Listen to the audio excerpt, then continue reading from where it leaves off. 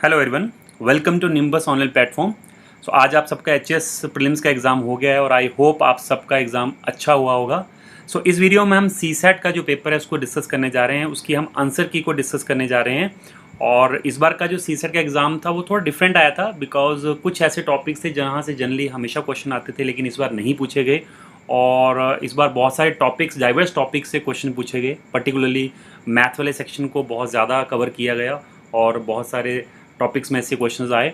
अगर हम नॉर्मली बात करें तो ये यूपीएससी पैटर्न की तरह जो अपने सीसैट को ये लेके जा रहे हैं। बट एनी हाउ फिर भी पेपर जो था इतना टफ नहीं था, आप आराम से 35 to 40% स्कोर आराम से इसमें ले सकते थे। सो चलिए स्टार्ट करते हैं वीडियो आज का। और ये जो वीडियो रहने वाला है ये मैं आपको बता दूं, इसमें जो हमारा ये पेपर है ये सीरीज़ ए के ऊपर लिया हुआ पेपर है।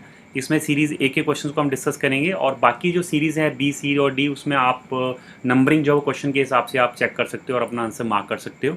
और इस वीडियो में हम जनरली सिर्फ आंसर्स के ऊपर टारगेट रखेंगे, डिटेल्ड एनालिसिस हम इसका जो है बाद में लेके आएंगे। सो चलिए स्टार्ट करते हैं। तो पहला क्वेश्चन जैसे आपकी स्क्रीन पे है, इसमें दो सीरीज़ दी हुई हैं और इसका सम पूछा गया है। तो ये नंबर सिस्टम और नंबर सीरीज़ बोल सकते हैं, वहाँ से ये क्वेश्चन लिया हुआ था। एक नॉर्मल सा क्वेश्चन था लेकिन अगर आपने ये टॉपिक किया हुआ है तो। और इसका जो आंसर है that is D. D is the right answer. तो जिनको थोड़ा आइडिया था इस टॉपिक का उन्होंने सही किया होगा। इसका डी जो है वो इसका राइट आंसर है। नेक्स्ट क्वेश्चन के ऊपर आते हैं। नेक्स्ट क्वेश्चन जो है वो पार्टनरशिप के टॉपिक में से लिया हुआ है। काफ़ी इजी टॉपिक है, बहुत जल्दी तैयार हो जाता है और क्वेश्चन भी इसमें बहुत इजी पूछा गया था। और इस क्वेश्चन का अगर हम राइट आंसर देखें तो इसका जो राइट आंसर है दैट इज़ बी, 3240। सो जिन स्टूडेंट ने पार्टनरशिप का टॉपिक किया हुआ था उनके लिए तो ये बहुत ही ईजी क्वेश्चन था। नेक्स्ट क्वेश्चन की बात करते हैं। नेक्स्ट क्वेश्चन जो है वो अगेन बेसिक परसेंटेज से लिया हुआ है। मार्क्स के ऊपर बेस्ड क्वेश्चन होता है और ये भी अगर आप परसेंटेज करते हैं तो नॉर्मली स्टूडेंट ऐसे क्वेश्चन को ज़रूर कवर अप करते हैं और काफ़ी इजी क्वेश्चन था ये भी। और इसका जो राइट आंसर है दैट इज़ ए। 500 मार्क्स, जो टोटल मार्क्स है इसके 500 रहेंगे। नेक्स्ट क्वेश्चन हमारा प्रॉफिट एंड लॉस से है और ये क्वेश्चन जो है बहुत इजी क्वेश्चन है। अगर आपको प्रॉफिट एंड लॉस नहीं भी आता है तब भी थोड़ा सा एक बेसिक इंटेलिजेंसी अगर आप इसमें शो करें तो आप इसका आंसर जो है वो आराम से निकाल सकते थे। और जो इसका आंसर है वो रहेगा C, that is 1459। C is the right answer. Next question की अगर हम बात करें, फिफ्थ क्वेश्चन जो है वो अगेन हमारा सिंपल इंटरेस्ट से था और ये जो क्वेश्चन था बहुत सिंपल क्वेश्चन था अगेन। और इसका जो राइट आंसर है दैट इज़ डी ऑप्शन, 50/3%। उसके बाद अगर हम नेक्स्ट क्वेश्चन की बात करें, क्वेश्चन नंबर 6, और ये क्वेश्चन जो है वो बेसिकली देखा जाए तो ये कॉम्बिनेशन का क्वेश्चन है ये, जिसमें अगर 12 साइड्स हैं तो ये बेसिकली आपको 12C2 करके क्वेश्चन आना था, उसमें से आपको नंबर ऑफ साइड्स माइनस करनी थी। तो इस तरह का क्वेश्चन जो है वो अगर आपने परमुटेशन कॉम्बिनेशन किया हुआ तो आराम से निकल जाना था। और इसका जो राइट आंसर है that is 54, that is B. उसके बाद अगर हम नेक्स्ट क्वेश्चन की बात करें, अब ये जो क्वेश्चन है वो डायरेक्शन से लिया हुआ है और डायरेक्शन अगेन रीजनिंग का टॉपिक है और आपको पता है ये टॉपिक हमेशा ही पूछा जाता है, तो ये टॉपिक आपको हमेशा करके जाना चाहिए। और इसका जो राइट आंसर है that is north east. C is the right answer. Next question की अगर हम बात करें, ये जो क्वेश्चन है वो टाइम एंड वर्क से लिया गया हुआ क्वेश्चन नंबर 8 और ये भी ज़्यादा मुश्किल नहीं, बेसिक क्वेश्चन में ही सही था। अगर आपने ये टॉपिक किया होता तो ये आप आराम से इसका आंसर निकाल सकते थे। और इसका आंसर जो है वो 5 डेज़। अगेन मैं पहले बता रहा हूँ कि इसका जो डिटेल्ड एनालिसिस है वो हम बाद में लेके आएंगे, जिसमें हम हर क्वेश्चन को अच्छे से डिस्कस करेंगे कि इसको सॉल्व कैसे करते हैं। लेकिन अभी हम कोशिश कर रहे हैं सिर्फ आपको आंसर्स बताने की। नेक्स्ट क्वेश्चन है हमारा 9th और ये जो क्वेश्चन है वो HCF और LCM का क्वेश्चन है और इसका जो राइट आंसर है दैट इज़ ए, 17। उसके बाद अगर हम नेक्स्ट क्वेश्चन पे आएँ, ये थोड़ा सा ट्रिकी सा क्वेश्चन था, थोड़ा डिफरेंट क्वेश्चन था। इसको अगर आप छोड़ भी देते पेपर में तो चल जाएगा बिकॉज ये एकदम से क्लिक आपको शायद नहीं करेगा। और ऐसे क्वेश्चन को अगर आप पेपर में करेंगे तो टाइम आपका ज़्यादा वेस्ट होगा बिकॉज ये जनरल क्वेश्चन नहीं है, थोड़ा ट्रिकी क्वेश्चन था। अगर आपने पहले पढ़ा हुआ है तो आप निकाल पाओगे, अदरवाइज़ थोड़ा सा ये टाइम कंज्यूमिंग है। लेकिन इसका मैं आपको राइट आंसर बता दूं, इसका राइट आंसर है ए, दैट इज़ 100 टाइम्स। और उसके बाद इसको जो सॉल्व कैसे करना है उसको उसके लिए हम बाद में एक वीडियो आपके लिए लेके आएंगे। नेक्स्ट क्वेश्चन की अगर हम बात करें, 11th क्वेश्चन, अब ये बेसिक पॉलिनोमियल्स का क्वेश्चन है, काफ़ी इजी क्वेश्चन है। जब ऐसा कुछ आता है कि एक पर्टिकुलर पॉलिनोमियल से कुछ डिवाइड हो जाता है तो हमें बेसिकली उसको जो है वो इक्वल टू 0 करके उसकी वैल्यू निकालनी होती है और ये वैल्यू हमने पुट करनी होती है, वहाँ से आराम से ये क्वेश्चन जो है वो निकल जाता है। तो अगर आपने थोड़ा बहुत ये बेसिक पॉलिनोमियल्स किया हो तो आप इस क्वेश्चन को आराम से सॉल्व कर सकते थे, बट एनी हो अगर आपने कर लिया है तो ठीक है, नहीं तो नेक्स्ट टाइम के लिए आपको ये टॉपिक भी तैयार करना पड़ेगा। बट इसका जो राइट आंसर है दैट इज़ B1, इसका जो है वो आंसर आएगा। नेक्स्ट अगर आप बात करें, अब ये क्वेश्चन टिग्नोमेट्री से है, अनएक्सपेक्टेड क्वेश्चन है बिकॉज टिग्नोमेट्री जनरली पेपर में ये नहीं पूछते थे, लेकिन इस बार उन्होंने 3-4 क्वेश्चन जो टिग्नोमेट्री से डाले हुए हैं और ये जो क्वेश्चन है वो टिग्नोमेट्री से लिया हुआ है। इसका जो राइट आंसर है that is C option, that is 4 is the right answer. Next question की अगर हम बात करें, अब ये भी टिग्नोमेट्री से क्वेश्चन लिया गया है। अगर आपने 10th क्लास की टिग्नोमेट्री थोड़ा पढ़ी हो तो वहाँ से ये क्वेश्चन उठाया हुआ है। वो बहुत ही स्ट्रेट फॉरवर्ड क्वेश्चन है, ऐसे ही क्वेश्चन बुक में दिया हुआ और इसका आंसर जो है वो जनरल आंसर है। नॉर्मली जो बच्चे कंपटीशन की तैयारी करते हैं वो उसको याद ही कर लेते हैं, लेकिन आपने शायद ये नहीं पढ़ा होगा। बट इसका जो राइट आंसर है दैट इज़ C, ये इसका राइट आंसर रहेगा। tan x tan y divide by tan x plus tan y। तो आप इसमें देख सकते हैं टिग्नोमेट्री का टॉपिक भी जो है वो आपको अब इसमें कवर अप करना पड़ेगा। नेक्स्ट क्वेश्चन जो है वो 14th क्वेश्चन है और ये भी एक तरह से जो है वो उसी तरह का क्वेश्चन है और इसका जो राइट आंसर है वो रहेगा हमारा A, that is 2xy upon y की power 4 plus 4x square whole square root. उसके बाद नेक्स्ट क्वेश्चन के ऊपर आते हैं हम। Next question is 15th question और ये बहुत सिंपल क्वेश्चन था। ऐसे क्वेश्चन आपको नहीं छोड़ने हैं बिकॉज बहुत सिंपल क्वेश्चन होते हैं ये। तो पॉलीगन के ऊपर क्वेश्चन है, रेगुलर पॉलीगन जब भी होती है तो इसमें जो आपका इंटीरियर एंगल और एक्सटीरियर एंगल का जो प्लस होता है वो 180 होता है। वहाँ से आप यहाँ से इसका इंटीरियर एंगल भी निकाल सकते हैं या एक्सटीरियर एंगल निकाल सकते हैं और वहाँ से उसको 360 से डिवाइड करके आप इसका राइट आंसर निकाल सकते हैं और इसका राइट आंसर है that is 20। C option is the right answer. उसके बाद अगर हम बात करते हैं तो ये अगेन एक इसको हम बोलते हैं कोऑर्डिनेट ज्योमेट्री का क्वेश्चन है थोड़ा सा। तो इसको आप इस टॉपिक को स्किप कर सकते हो बिकॉज ये बहुत ज़्यादा हो जाएगा, अगर आप हर टॉपिक भी करेंगे तो मुश्किल हो जाता है। बट एनी हाउ इसका जो आंसर है दैट इज़ 18 यूनिट स्क्वायर। तो ये आपको लेके चलना पड़ेगा। Next is your basic algebra question है, 17th क्वेश्चन है और इसका जो राइट आंसर है that is B, that is 1 is the right answer. Next question पे चलते हैं। Next question again basic algebra का है, बहुत ही जनरल क्वेश्चन है। ये बहुत सारे कॉम्पिटिटिव एग्जाम में पूछा जाता है। इसको करने का तरीका बस ये है कि इसको आप k सपोज कर लेते हैं और उसके बाद इसकी पावर जो है वो 2 की वैल्यू जो है वो इस तरह से आ जाती है, k की पावर 1/x, इसी तरह से बाकियों की। और एक थोड़ा सा एक सिंपल सा कॉम्बिनेशन लगाना है हमने कि 2 × 3 = 6 और वहाँ से इनकी वैल्यूज़ डाल के आराम से ये क्वेश्चन निकलता है। अगर आपने पहले किया हुआ तभी पेपर में निकलेगा, अदरवाइज मुश्किल हो जाएगा। और इसका आंसर जो राइट आंसर है दैट इज़ C। सो ये इसका राइट आंसर है। ऐसे क्वेश्चन को हमेशा आपने करके जाना है बिकॉज ये पेपर में जनरली पूछे जाते हैं। उसके बाद 19th क्वेश्चन है। 19th क्वेश्चन जो है ये प्रोबेबिलिटी से लिया हुआ है और ये अगर आप इसको थोड़ा सा प्रोबेबिलिटी आपने किया हो, बेसिक किया हो, तो ऐसा क्वेश्चन जनरली पहले भी आया हुआ है प्रीवियस ईयर में, तो ऐसा क्वेश्चन आपको करके जाना है। बट इसका जो राइट आंसर मैं आपको बता दूं, इसका राइट आंसर है 35%, दैट इज़ C। उसके बाद हम नेक्स्ट क्वेश्चन पे आते हैं, 20th क्वेश्चन। 20th क्वेश्चन जो है वो अगेन ये ट्रिग्नोमेट्री का क्वेश्चन है और इसका जो राइट आंसर है वो है B, that is π/3। Next question पे आते हैं। अब ये जो है अगेन परम्यूटेशन कॉम्बिनेशन का क्वेश्चन है। सो अगर हम देखें तो इस बार जो है वो इन्होंने यूपीएससी की तरह नंबर सिस्टम और परम्यूटेशन कॉम्बिनेशन से काफ़ी क्वेश्चन उठाए हैं। सो इस क्वेश्चन को अगर आप सॉल्व करो तो कॉम्बिनेशन आपको इसमें आना चाहिए और इसको अगर आप सॉल्व करो तो इसका जो राइट आंसर आएगा, तो काफ़ी लेंथी क्वेश्चन थोड़ा सा है, कैलकुलेटिव है, लेकिन निकल जाता है, ईजी क्वेश्चन है। तो ये जो इसका आंसर रहेगा that is A, 1632। Next question के ऊपर आते हैं। अब अगेन ये एक प्रोबेबिलिटी का क्वेश्चन है और इसमें भी थोड़ा बेसिक क्वेश्चन है ये, लेकिन अगर आपने किया है तभी वहाँ पे आपका निकलेगा। तो इसका जो राइट आंसर है दैट इज़ C, 3/4। तो जिनकी ये सीरीज़ मैं आपको बता दूं, हम जो सीरीज़ अभी हम डिस्कस कर रहे हैं दैट इज़ सीरीज़ A। तो जिन स्टूडेंट्स की सीरीज़ A नहीं है वो क्वेश्चन से चेक कर सकते हैं और जिनकी A सीरीज़ है उनके लिए तो काफ़ी ईजी है, इसमें दिया हुआ है। Next is question number 23। ये जो है वो एक आप बोल सकते हैं एलसीएम का क्वेश्चन है, सिंपल सा क्वेश्चन है, बस इसमें यहाँ पे टाइम की बजाय राउंड्स दे दिया। बस राउंड्स में अगर आप कंफ्यूज नहीं होते हैं और उसको आप टाइम में कन्वर्ट करके इसका कितने टाइम में एक राउंड कंप्लीट करता है, तो उससे एलसीएम निकाल के ये क्वेश्चन निकलना था। बहुत इजी क्वेश्चन था, अगेन इसको आप छोड़ना नहीं चाहिए था इस क्वेश्चन को। 30 मिनट जो है इसका आंसर आना था और बहुत सिंपल क्वेश्चन था। नेक्स्ट क्वेश्चन पे अगर आए हम, ये भी एक बहुत सिंपल सा क्वेश्चन है, प्रोग्रेशन का क्वेश्चन है बेसिकली। और अगर आप प्रोग्रेशन को नहीं भी पता है तब भी अगर आप सिंपल भी करो कि इसमें बोला कि 40 किलोमीटर पर आवर की स्पीड है, उसके बाद 10-10 बढ़ती है, तो पहले 40 होगी, फिर 50 होगी, फिर 60 होगी। इस तरह से अगर आप करो तो मेरे ख्याल से आप और इसको सिंपली भी कर सकते थे। तो इसका जो राइट आंसर था वो था 7/2 आवर्स।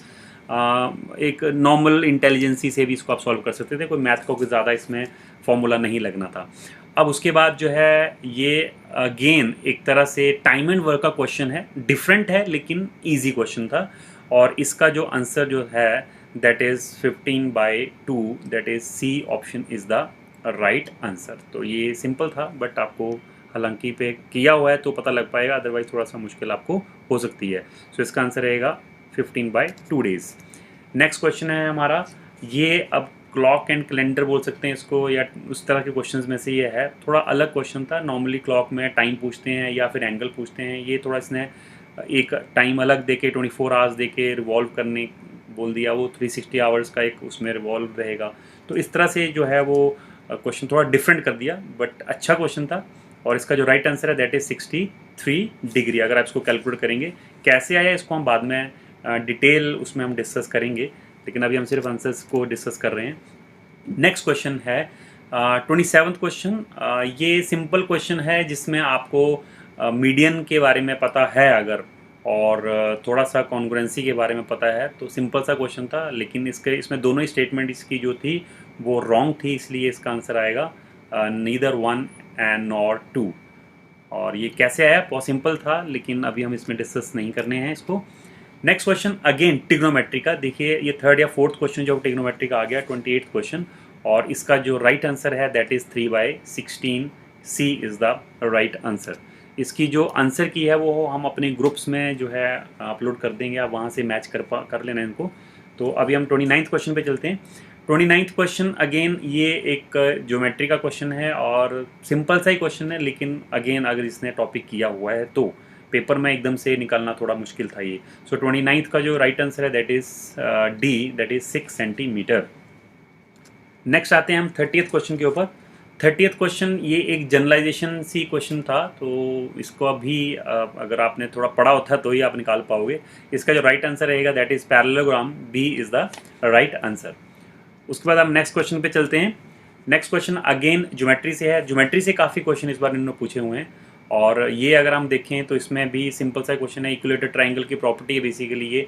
और यही क्वेश्चन इसने पूछ लिया था। जिनको थोड़ा सा टाइप्स ऑफ ट्रायंगल्स का पता है, ऑर्थोसेंटर और सेंट्रॉइड का पता है, तो वो इस क्वेश्चन को आराम से निकाल सकता था। तो इसका जो आंसर है दैट इज़ इक्विलेटरल ट्रायंगल होता है, जिसका सेंट्रॉइड और ऑर्थोसेंटर दोनों एक ही होते हैं।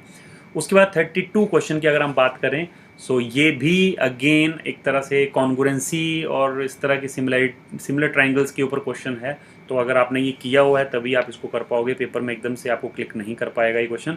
सो इसका जो राइट आंसर है 32। इतना क्लियर है कि अब आपको काफ़ी टॉपिक्स जो वो कवर करके जाने पड़ेंगे, और उसके अगर आप बेसिक्स भी कवर कर लेते हैं तो आप अपना उतना बंच ऑफ मार्क्स निकाल पाएंगे।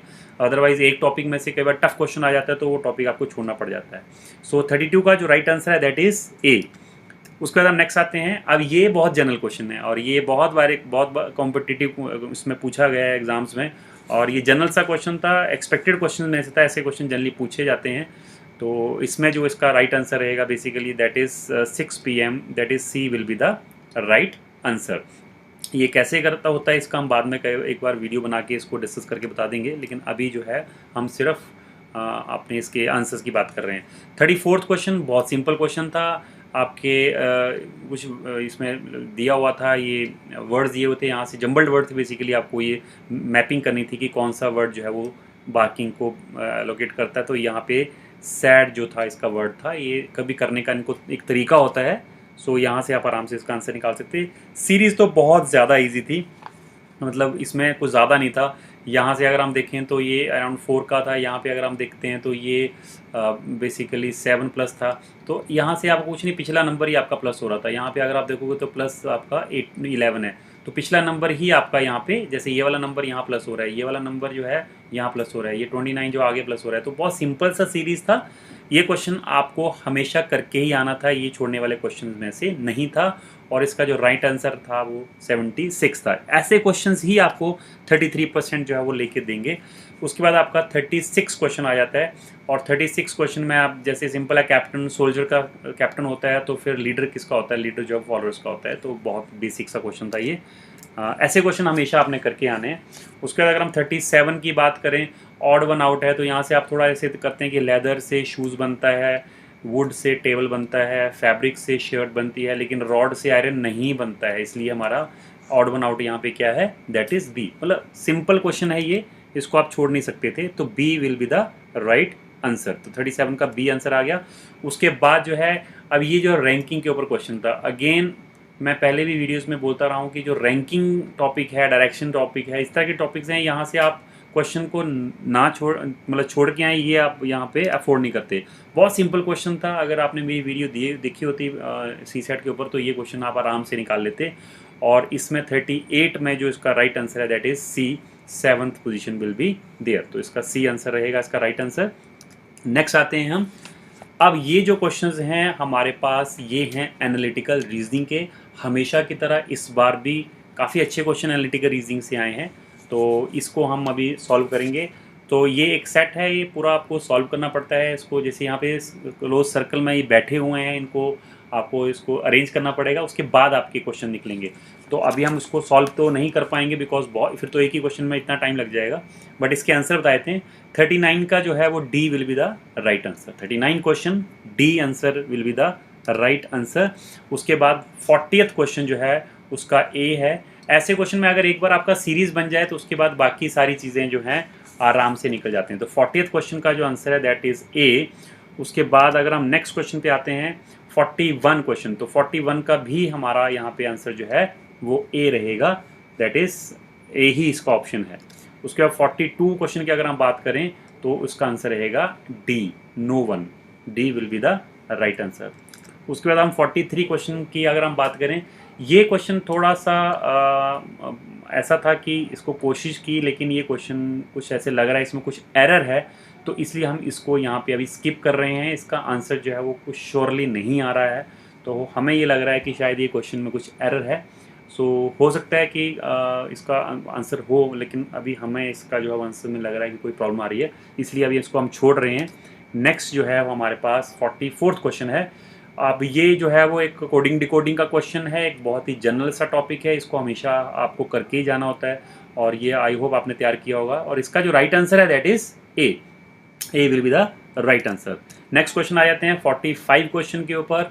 अब ये एक थोड़े डिफरेंट टॉपिक्स हैं, इम्प्लिसिट वाले आते हैं, इन्फ्रेंस वाले क्वेश्चन आते हैं, तो इसमें से भी क्वेश्चन हमेशा पूछते हैं। बहुत कम क्वेश्चन आते हैं, 2 या 3 क्वेश्चन आते हैं जब भी आते हैं, लेकिन पूछे जा सकते हैं। तो ये जो 45 जो क्वेश्चन है, इसका जो राइट आंसर है that is B, that is only 2 is implicit. So B is the right answer. तो अभी फिर से मैं आपको बता दूं कि अभी हम ये जो हम क्वेश्चंस कर रहे हैं, ये सीरीज़ ए के क्वेश्चंस हैं, और जिन स्टूडेंट्स की सीरीज़ ए है वो यहाँ से अपने क्वेश्चन नंबर के हिसाब से मार्क कर सकते हैं, और जिनकी सीरीज़ ए नहीं है वो क्वेश्चंस देख के अपने सीरीज़ में उसको चेक कर सकते हैं। अब अगेन 46 क्वेश्चन काफ़ी इजी क्वेश्चन था, ज़्यादा इसमें कुछ था नहीं, और इसका जो हमारा राइट आंसर है 46 क्वेश्चन का वो है हमारा बी, दैट इज़ 2805। कैसे आया है इसको हम कभी बाद में डिस्कस करेंगे। नेक्स्ट है हमारे पास अगेन आपका एक तरह से कोडिंग डिकोडिंग का ही क्वेश्चन हम बोल सकते हैं, 47th क्वेश्चन, और इसका आंसर है बी, दैट इज़ ट्रस्ट। उसके बाद नेक्स्ट क्वेश्चन पे आते हैं हम। अब ये जो है 48th क्वेश्चन है, कैलेंडर से ही क्वेश्चन आया हुआ है, और कैलेंडर और क्लॉक हमेशा आपको करके जानी होती है, और अगर आपने ये की है तो आप आराम से इसका आंसर निकाल सकते थे। थर्सडे इसका आंसर आएगा, दैट इज़ सी। उसके बाद हम नेक्स्ट क्वेश्चन पे आते हैं। चेस बोर्ड जो है उसके अंदर कितने स्क्वेयर्स होते हैं। ध्यान रखना, बॉक्सेस की बात नहीं कर रहा है, बॉक्सेस छोटे बॉक्सेस की बात नहीं कर रहा है, स्क्वेयर्स की बात कर रहा है, यानी जितने भी आपके पॉसिबल स्क्वेयर्स बन सकते हैं, ये उनका क्वेश्चन पूछ रहा है। तो इसका जो राइट आंसर आना था वो था 205। 4। ये भी थोड़ा सा डिफरेंट सा क्वेश्चन था। नेक्स्ट क्वेश्चन के अगर हम आएँ तो हाउ मैनी, ये बहुत बेसिक क्वेश्चन, अगर आपने क्लॉक किया हुआ तो ये तो बहुत ही सिंपल क्वेश्चन था। आपको पता है 1 मिनट में मिनट हैंड जो है वो 6 डिग्री चलती है, तो फिर आप बताइए कि 7 मिनट में जो ये हैंड है वो कितनी चलेगी, तो सिंपली इसका आंसर आना था 42 डिग्री। बहुत सिंपल क्वेश्चन था, ये क्वेश्चन हमेशा आपको करके आना था। उसके बाद आपका ये रेशो का क्वेश्चन है, फ्रैक्शन का क्वेश्चन है, और काफ़ी इजी क्वेश्चन है, और इसका जो राइट आंसर है दैट इज़ 5/18। इसको करने के लिए अगर आप बेसिक फ्रैक्शन आपको आते थे, रेशो आती थी, तो आराम से इसको आप निकाल सकते थे। सो 5/18 इज़ द राइट आंसर। उसके बाद अगर हम नेक्स्ट क्वेश्चन पे चलते हैं, ये भी बहुत सिंपल क्वेश्चन था। ये क्वेश्चन कुछ ऐसे होते हैं जिनको आप अगर छोड़ के आएंगे तो प्रॉब्लम हो जाएगी। बहुत सिंपल क्वेश्चन है, थोड़ा सा टाइम लगाएंगे, आराम से निकल जाएंगे। सो 52 क्वेश्चन जो है, इसका जो राइट आंसर था that is 5 metre. Next question पे आते हैं। ये जो क्वेश्चन है ये हमारा अगेन प्रोबेबिलिटी के ऊपर क्वेश्चन है, और मतलब अच्छा क्वेश्चन था, ये सिंपल नहीं था, और इसका जो राइट आंसर है दैट इज़ 7/16। तो 53 क्वेश्चन का राइट आंसर है 7/16, और C option is the right answer. Next question आते हैं, बहुत सिंपल क्वेश्चन है, सक्सेसिव डिस्काउंट के ऊपर क्वेश्चन है। अगर आपने बेसिक परसेंटेज की हुई है या प्रॉफिट एंड लॉस बेसिक किया हुआ है तो शुरुआत में ही ये क्वेश्चन इस तरह के हम कर लेते हैं। तो ये बहुत ही सिंपल क्वेश्चन था, ये क्वेश्चन हमेशा आपको करके आना चाहिए था। इसका जो राइट आंसर है दैट इज़ 300। सो बहुत इजी क्वेश्चन था, और इसका आंसर आपका है 300। नेक्स्ट आते हैं हम 55 क्वेश्चन के ऊपर, और 55 क्वेश्चन जो है ये आपका अगेन पॉलीगन के ऊपर भी है, आप बोल सकते हो, और थोड़ा सा कॉम्बिनेशन जिसको आता है तो वहाँ से भी वो भी इस क्वेश्चन को निकाल सकता था। तो ये क्वेश्चन का जो राइट आंसर है that is C option, hexagon will be the right answer. तो ये पॉलीगन, इसका इंटीरियर एंगल, एक्सटीरियर एंगल, इसके डायगनल्स, इसके ऊपर हमेशा ही एग्जामिनर जो है वो क्वेश्चन पूछता है, तो इसलिए आपको इस क्वेश्चन को हमेशा करके जाना है। तो 55 का C option is the right answer. उसके बाद अगर हम बात करें, सो ये जो है एक तरह से कोडिंग का ही क्वेश्चन होता है। इसमें थोड़ा सा आपको जज करना पड़ता है कि इन्होंने ये प्लस जो कर रहे हैं वो किस तरीके से कर रहे हैं, मतलब it's not a general plus, because अगर हम जनरल प्लस की बात करते हैं तो उसका आंसर कुछ और आना था, लेकिन हमें थोड़ा सोचना पड़ता है कि कैसे आ रहा है, और उसके हिसाब से हमें फिर ये वाला आंसर निकालना पड़ता है। तो इसका जो राइट आंसर है अभी के लिए बता दूं, इसका राइट आंसर है 1623, और इसका जो डिटेल एनालिसिस बाद में हम करेंगे, बताएंगे इसको हमने कैसे सॉल्व करना होता है। नेक्स्ट क्वेश्चन, अगेन ये बहुत जनरल क्वेश्चन है, ऐसा क्वेश्चन हमेशा आपको पेपर में मिलता है। कई बार ये मेंसुरेशन से रिलेट करके बता देते हैं कि मान लेते हैं किसी स्क्वायर की साइड 10% बढ़ा दी तो एरिया कितना बढ़ेगा, या इस तरह से क्वेश्चन आ जाते हैं कि किसी चीज़ को 10% बढ़ा रहे हैं, 10% ही घटा रहे हैं तो क्या होगा। तो ये एक जनरल सा क्वेश्चन है, परसेंटेज, बेसिक परसेंटेज का क्वेश्चन है ये भी एक तरह से सक्सेसिव डिस्काउंट और सक्सेसिव इंक्रीज का क्वेश्चन है। इसका जो राइट आंसर है that is decrease by 1%। Overall हमेशा इसमें डिक्रीज होता है, और वो 1% होगा इसमें, इस क्वेश्चन के केस में। उसके बाद ये 58th क्वेश्चन में नंबर ऑफ ट्राइंगल्स पूछा है, काउंट ही करना था, जैसे 1 2 3 इस तरह से करना था, लेकिन थोड़ा सा ध्यान से करना था। कई बार बच्चों ने छोटे ट्राइंगल किए और ये बड़े कर लिए, बाकी जो सबसे बड़े थे वो छोड़ लिए। लाइक इस तरह के जो ट्राइंगल्स थे वो तो कर लिए, लेकिन जो ट्राइंगल इस तरह के थे वो छोड़ दिए। तो ये थोड़ा आपको ध्यान रखना पड़ेगा कि क्वेश्चन जो पूछा है उसको ध्यान से करना पड़ेगा। और 58th क्वेश्चन का जो राइट आंसर है वो 16 आएगा। अगर आप थोड़ा ध्यान से गिनोगे तब आपको पता लग जाएगा, कोई लॉजिक नहीं था, सिंपल ही क्वेश्चन था। उसके बाद ये वाला क्वेश्चन अगेन हमारा रेशियो प्रोपोर्शन या मिक्सचर बोल सकते हैं, एलिगेशन बोल सकते हैं, वहाँ से ही क्वेश्चन था। और इसका जो राइट आंसर रहा है वो that is A option is the right answer. Easy question था, ज़्यादा मुश्किल नहीं था, बट ये है कि अगर आपने किया हुआ है तो। उसके बाद ये वाला जो क्वेश्चन था ये थोड़ा सॉल्व होने में इसमें दिक्कत हो रही है, और इसका जो एक्यूरेट आंसर जो है वो नहीं बन पा रहा है, इसलिए अभी हम इस क्वेश्चन को छोड़ रहे हैं अभी के लिए। ये हो सकता है क्वेश्चन स्क्रैप में भी जा सकता है, पर हम बाद में इसको देखेंगे। अभी हम नेक्स्ट क्वेश्चन पे आते हैं।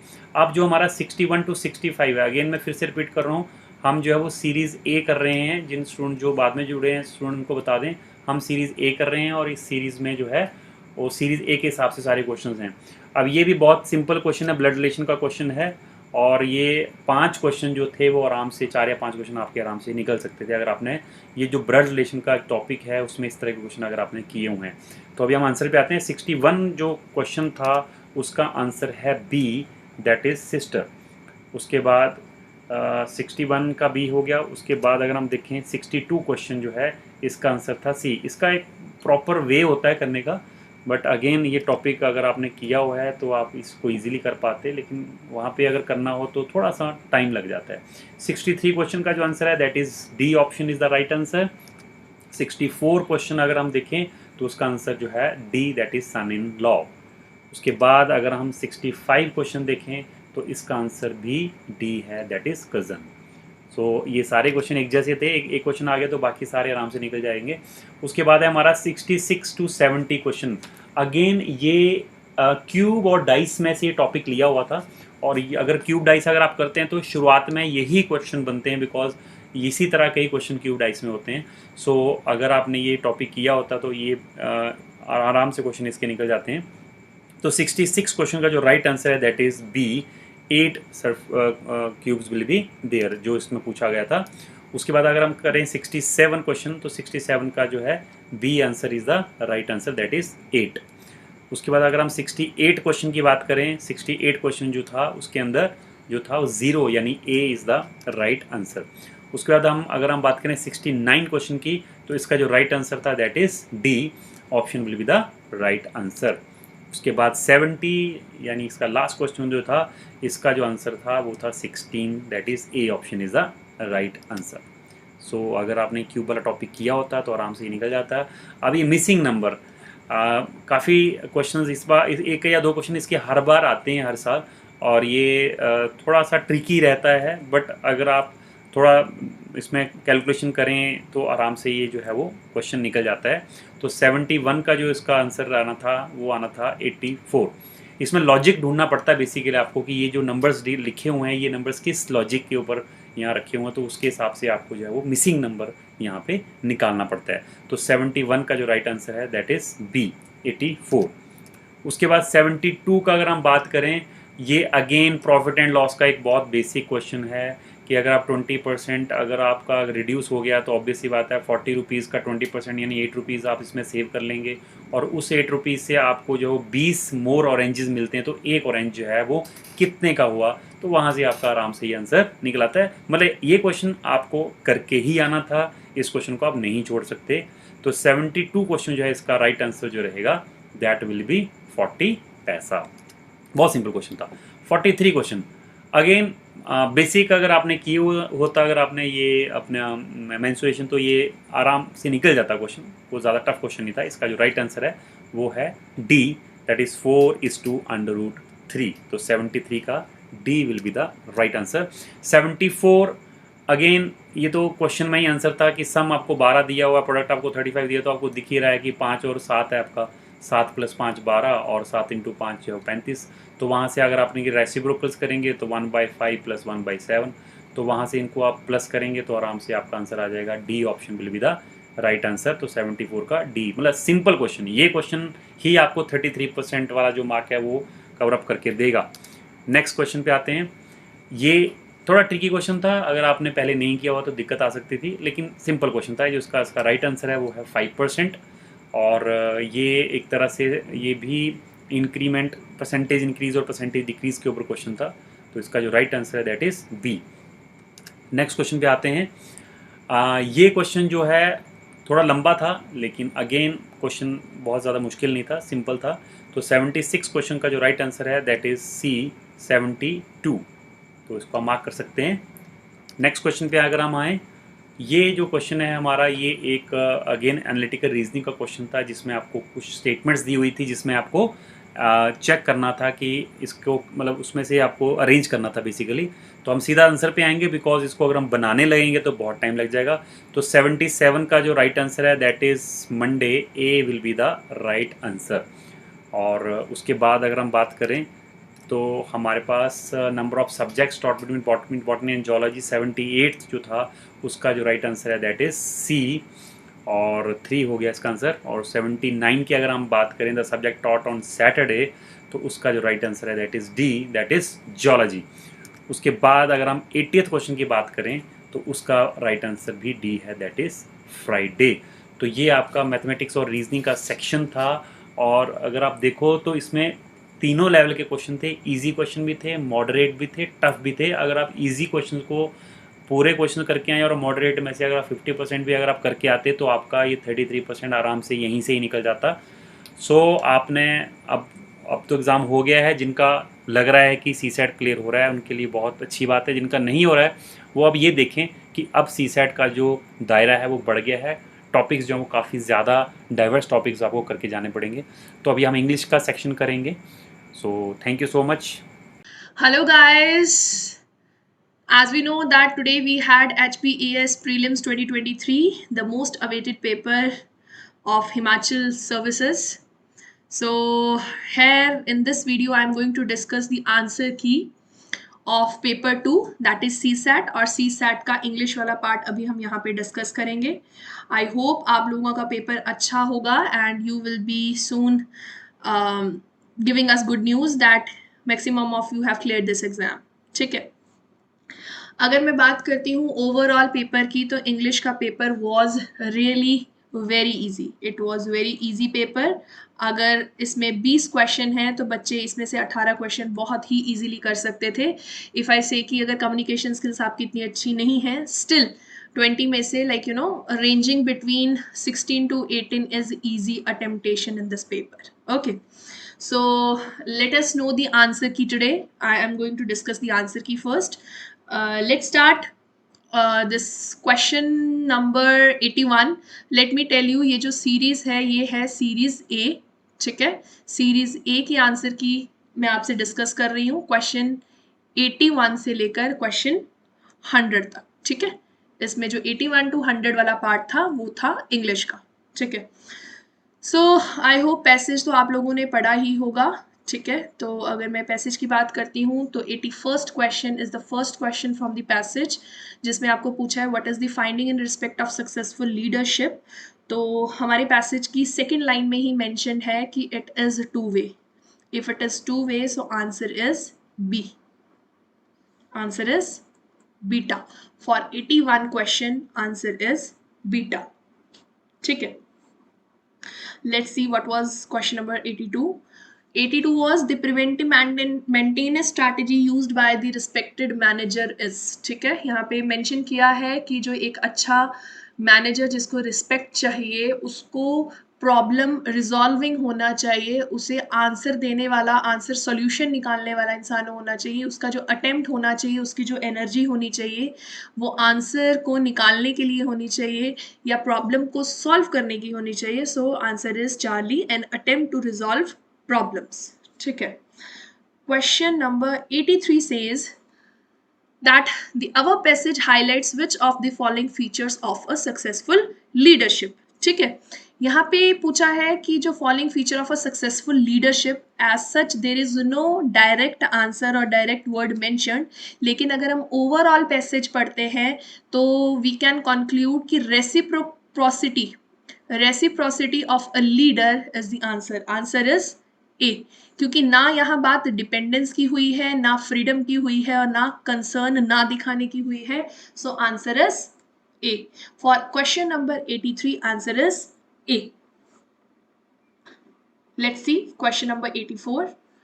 84 में दिया है according to the above passage in management friendliness means, तो पैसेज में डायरेक्टली गिवन है कि फ्रेंडलीनेस एक्चुअल में व्हाट इट इज डूइंग, जो आपकी फ्रेंडलीनेस है that is to make the management effective. Friendliness का मतलब क्या है, एक इफेक्टिव मैनेजमेंट को दिखाने के लिए, एक इफेक्टिव मैनेजमेंट को दिखाने के लिए, करने के लिए, मैनेजमेंट को इफेक्टिव बनाने के लिए the attitude of the people over there और the employees should be friendliness.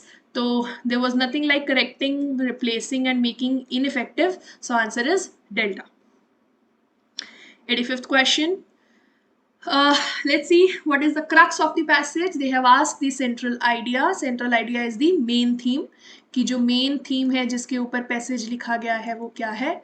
सो बच्चे यहाँ पे क्या लिखा है कि फ्रेंडलीनेस इम्प्रूव करती है वर्क एथोस, मतलब वर्क एथिक्स को इम्प्रूव करती है, काम करने के बिहेवियर से, फ्रेंडलीनेस से जो वर्क का एक रिजल्ट है वो अच्छा आएगा। क्या फ्रेंडलीनेस ऑब्नॉक्शियस है? Obnoxious is kind of outdated, ठीक है, obnoxious is outdated. Friendliness avoids insults, no ऐसा कुछ नहीं है। या friendliness is detrimental, detrimental mean something dangerous. क्या जो फ्रेंडलीनेस है वो मैनेजमेंट के लिए डेंजरस है? नहीं। तो अगर मैं सारी ऑप्शंस कट करती हूँ क्योंकि तीनों की तीनों ऑप्शन बहुत इलॉजिकल है according to the sentence and the passage, so answer is alpha. For 85th question, answer is alpha. Let's see the next one.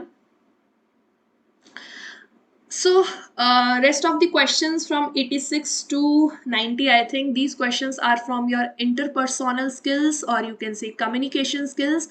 ये question हर बार आपको HPAS के CSAT में नजर आएगा. So the answer for 86th will be, as we know that communication is possible only when both कौन dash and the receiver. अगर बात receiver की है तो पता है ऑपोजिट में कौन है? ट्रांसमीटर. आंसर इज ए. ठीक है, जो मैसेज कन्वे होता है वो कहां से होता है? ट्रांसमीटर और रिसीवर के बीच में. Let's see question number 87.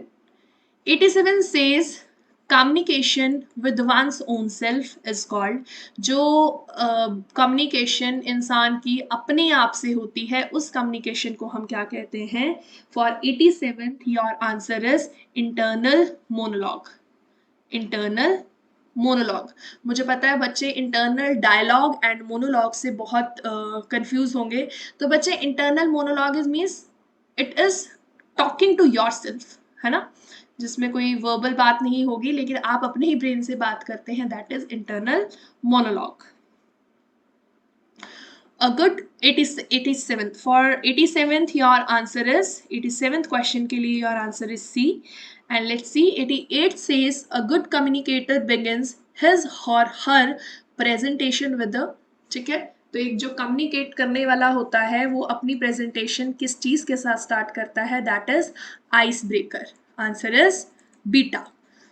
ठीक है, वो ऐसे सेंटेंस स्टार्ट करता है, वो ऐसी कोई बात बोलेगा कि जो दो लोगों के बीच में आइस बन गई है, जो एक रीजन ऑफ नो कम्युनिकेशन बना है उसे ब्रेक कर देगा, तो that is an ice breaker statement. ठीक है. 89 says which of the following factors is responsible relatively for faster or prompt communication of culture in cities. ठीक है, if they have used this word relatively, इसका मतलब cities और rural area, मतलब urban versus rural area का question है ये. cities में क्या ऐसा factor है that leads to faster and prompt communication? So answer is Charlie. Answer is Charlie. It's multimedia. ठीक है. Question number 90 says in communication the term grapevine is used for.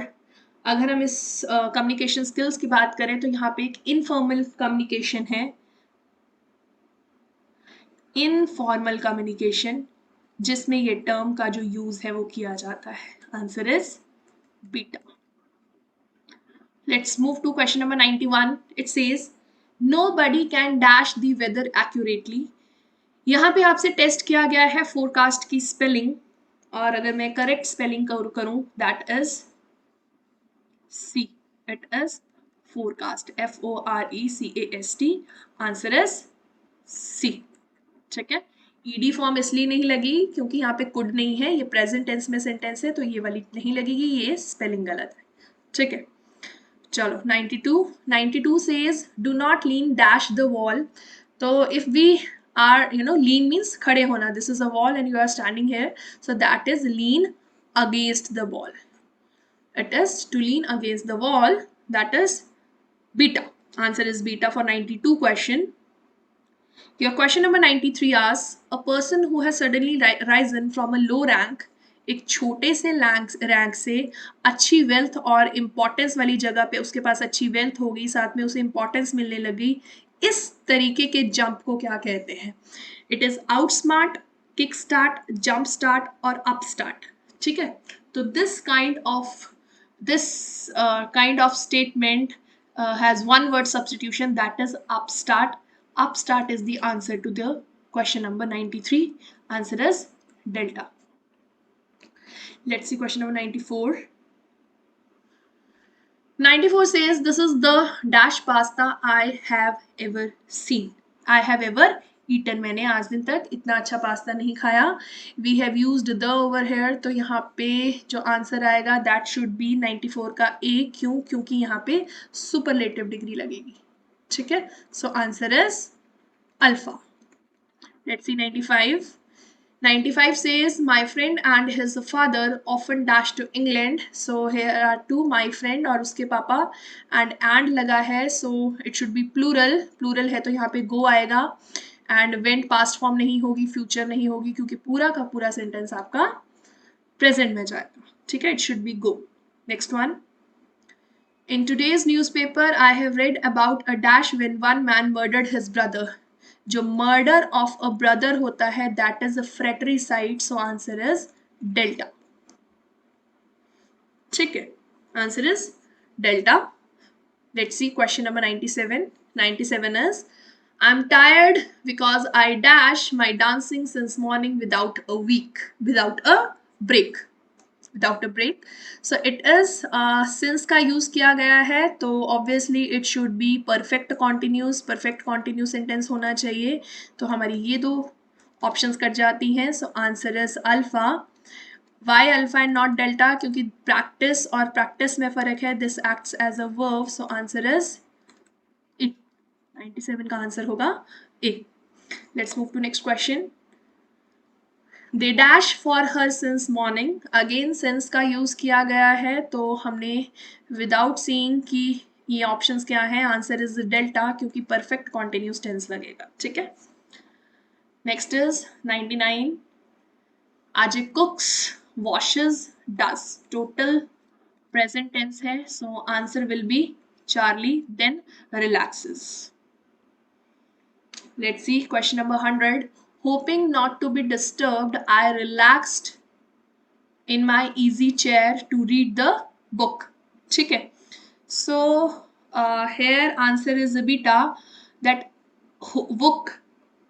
Hoping not to be disturbed, I relaxed in my easy chair to read the book. ठीक है. So answer is beta. I had won in a competition. वो book जो मैंने competition में read की थी, जीती थी, won.